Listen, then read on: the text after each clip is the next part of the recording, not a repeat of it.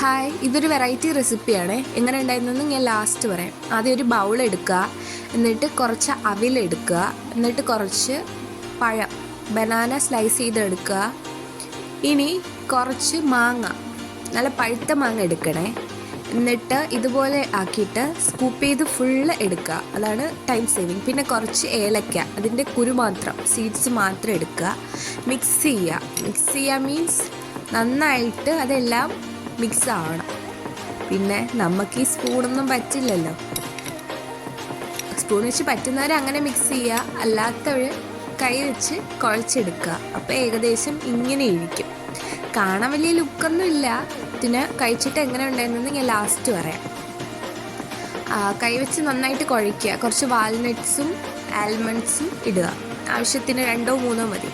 പിന്നെ കുറച്ച് cashew nuts വേണമെങ്കിൽ നിങ്ങൾക്ക് ആഡ് ചെയ്യാം. നിങ്ങൾക്ക് ഇഷ്ടമുള്ള ആഡ് ചെയ്യാം. പിന്നെ പീനട്ട്സ് ആഡ് ചെയ്യാം. പിന്നെ കുറച്ച് പിസ്ത, തോട് കളഞ്ഞിട്ട് കുറച്ച് പിസ്ത കൂടെ ആഡ് ചെയ്ത് കൊടുക്കുക. ഇതുപോലെ എന്തൊക്കെ നിങ്ങൾക്ക് വേണമെന്നുണ്ടോ ആ നട്ട്സ് എല്ലാം ആഡ് ചെയ്യാം. എന്നിട്ട് കഴിച്ചു നോക്കുക. പിന്നെ ഇതെങ്ങനെ ഉണ്ടായിരുന്നെന്ന് വെച്ചാൽ വലിയ ടേസ്റ്റൊന്നും ഇല്ല, കുഴപ്പമില്ല, ഹെൽത്തിയാണ്, അത്രേ ഉള്ളൂ.